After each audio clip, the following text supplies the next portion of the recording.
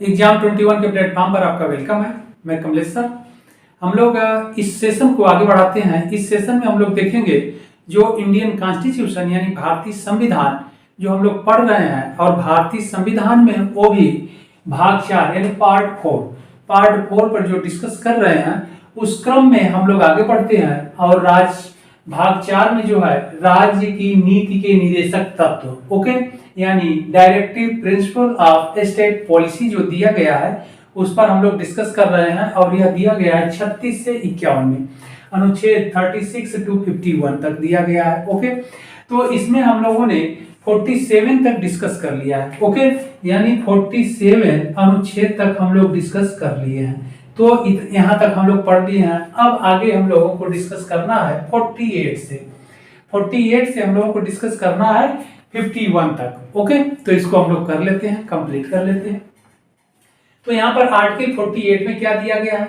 Article 48 में agriculture यानी कृषि और पशुपालन का संगठन, ओके, यानी organisation of agriculture and animal husbandry, यानी कहा गया है कि राज्य क्या करेगा? कृषि और पशुपालन को संगठित करेगा, संवर्धन करेगा और उसे बढ़ावा देगा। ओके, तो यहाँ पर इस अनुच्छेद में एग्जाम के लिए इंपॉर्टेंट है कि राज्य के नीति निदेशक तत्व के अंतर्गत जो आर्टिकल 48 है उसमें कृषि और पशुपालन को के बढ़ावा देने का बात कहा गया है, या बढ़ावा करने की बात कही गई है, और यह राज्य का भी दायित्व तो निर्धारित किया गया है। ओके, तो इसमें क्या किया गया है देख लिया जाए। राज्य का डिफिनीशन वही रहेगा, केंद्र सरकार, राज्य सरकार। ओके, केंद्र सरकार संसद, राज्य सरकार स्टेट पार्लियामेंट, और इसके केंद्र सरकार और राज्य सरकार के अधीन आने वाले अधिकारी और प्राधिकारी। जो डिफिनीशन है 36 में दिया गया है, यहाँ पर भी हम लोग देखे राज्य का, और फिर अनुच्छेद 12 में भी फंडामेंटल राइट में भी वहां पर भी हम लोग डिस्कस किए। ओके, तो आप लोग जो पीछे का नहीं देखे हैं तो प्लेलिस्ट में जाकर के चेकआउट कर लीजिएगा आप लोग, और एकदम क्रम से आप लोगों को सारे पॉलिटी के जो क्लास है आपको मिल जाएगा। ओके, तो यहाँ पर है राज्य का क्या कार्य है? कृषि और पशुपालन को आधुनिक तथा वैज्ञानिक प्रणालियों से संगठित करने का प्रयास करेगा। ओके, इंपॉर्टेंट पॉइंट है। राज्य कृषि और पशुपालन को आधुनिक तथा वैज्ञानिक प्रणालियों से संगठित करने का प्रयास करेगा। ओके, और वैज्ञानिक पद्धति पर, यानी उनका विकास किस रूप में किया जाएगा? आधुनिक और वैज्ञानिक आधार पर। ओके, साइंटिफिक तरीके से उनका किया जाएगा। तो और क्या किया जाएगा करेगा? और गायों से तात्पर्य है काउज, गायों तथा बछड़ों, कावस, और अन्य दुधारू से तात्पर्य है अन्य दुधारू पशु से मिल्च। ओके, जो पशुएं दूध देते हैं, दुधारू पशुएं, तो मिल्च तथा भारवाहक से संबंधित आप लोग समझ ही गए होंगे, वह पशु जो बोझा ढोते हैं या भारवाहक में प्रयोग किए जाते हैं। भारवाहक पशुओं के नस्लों में सुधार और उनके वध यानी स्लाउटर का प्रतिषेध करेगा। तो यहाँ पर क्या देखना है, क्या क्या है वो देख लिया जाए। राज्य क्या करेगा? कृषि को बढ़ावा देगा, पशुपालन को बढ़ावा देगा, और बढ़ावा देगा तो किस रूप में देगा? आधुनिक और वैज्ञानिक तरीके से उसको बढ़ावा दिया जाएगा। ओके, वैज्ञानिक प्रणालियों से संगठित करने का प्रयास करेगा, और गायों तथा बछड़ों और अन्य दुधारू यानी मिल्च तथा भारवाहक पशुओं के नस्लों में सुधार और उनके वध यानी स्लाउटर का प्रतिषेध करेगा। ये इंपॉर्टेंट है। ओके, कि यूजफुल जो पशु हैं, जो भारवाहक पशु हैं, दुधारू पशु हैं, उनको क्या करेगा? उनका वध करने से रोक लगाएगा, निषेध करेगा, और कृषि पशुपालन को आधुनिक और वैज्ञानिक आधार पर प्रणालियों पर उन्हें डेवलप यानी विकसित करने का प्रयास करेगा।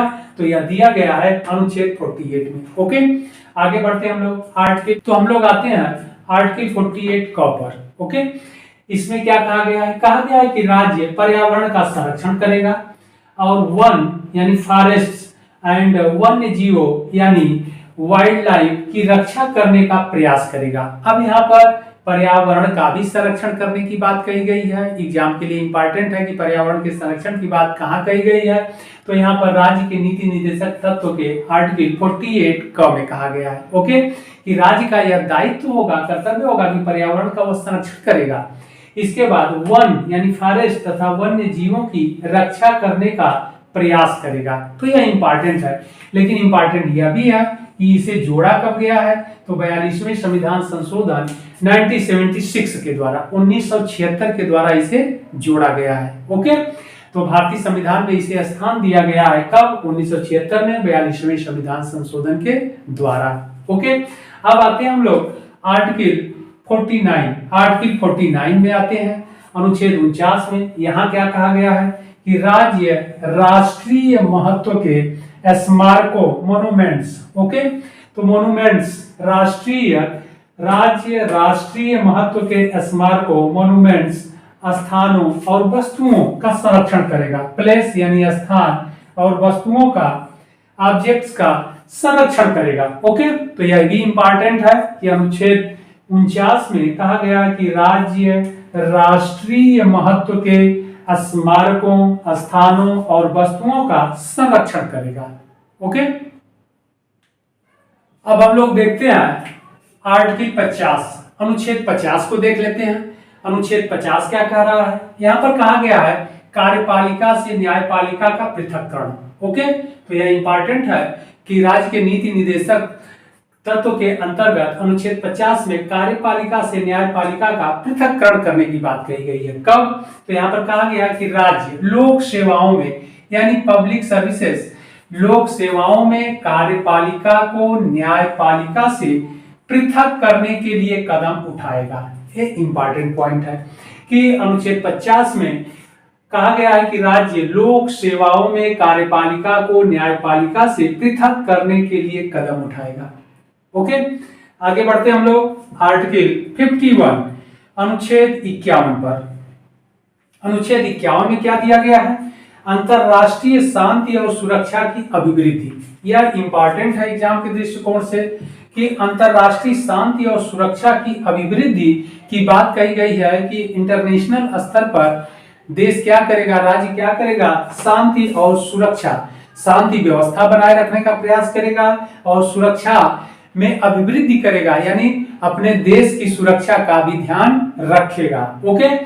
तो कैसे, इसमें पॉइंट दिए गए हैं क ख ग घ, ओके, ABCD। तो इनको भी देख लेते हैं क्या है। तो यहाँ पर राज्य से तात्पर्य वही रहेगा, केंद्र सरकार, राज्य सरकार, ओके। अब इसमें क्या है, क क्या दिया गया है, क क्लास क्या दिया गया है, दिया गया है अंतरराष्ट्रीय शांति और सुरक्षा की अभिवृद्धि करेगा। कौन करेगा, राज्य अंतरराष्ट्रीय शांति और सुरक्षा को बढ़ावा देगा, ओके। आगे ख में क्या कहा गया है, राष्ट्रों के बीच न्याय संगत और सम्मानपूर्ण संबंधों को बनाए रखने का प्रयास करेगा, ओके। यानी राष्ट्रों के बीच, विभिन्न राष्ट्रों के बीच न्याय संगत और सम्मानपूर्ण संबंध को बनाए रखने का प्रयास करेगा। ग क्या कहा गया है, अंतरराष्ट्रीय कानूनों, ओके, यानी इंटरनेशनल लॉ, अंतरराष्ट्रीय कानूनों और संधियों, संधियों से तात्पर्य ट्रीटीज, संधियों का आदर करेगा, ओके। और घ क्या कहा गया है कि अंतरराष्ट्रीय विवादों का निपटारा मध्यस्थता द्वारा करने का प्रयास करेगा। तो इतने पॉइंट इस आर्टिकल 51 यानी अनुच्छेद 51 के अंतर्गत दिया है कि अंतरराष्ट्रीय शांति और सुरक्षा की अभिवृद्धि राज्य करेगा। तो उसमें दिया गया है कि किन किन पॉइंट्स पर या फैक्ट्स पर ध्यान रखेगा, तो उसमें रखना पड़ेगा अंतरराष्ट्रीय शांति और सुरक्षा की अभिवृद्धि करना। ख है राष्ट्रों के बीच न्याय संगत और सम्मानपूर्ण संबंधों को बनाए रखने का प्रयास करेगा।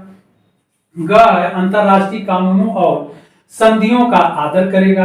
घ है अंतरराष्ट्रीय विवादों का निपटारा मध्यस्थता द्वारा करने का प्रयास करेगा, ओके। तो यह था राज्य की नीति के निदेशक तत्व। तो यह हम लोग कंप्लीट कर लिए। 36 से 51 तक जो अनुच्छेद था, आर्टिकल था, उसको हम लोग एक एक अनुच्छेद यानी प्रत्येक आर्टिकल को हम लोगों ने अच्छे से एक्सप्लेन किया। आप लोग अच्छे से इसको देखिएगा कहीं से क्वेश्चंस आएगा वह गलत नहीं आपसे होगा। ओके, तो आप लोग अच्छे से देखिएगा, अपने फ्रेंड्स को भी शेयर करिएगा और फिर आप लोग लाइक जरूर कर दीजिएगा। फिर हम लोग मिलते हैं अगले सेशन में। ओके।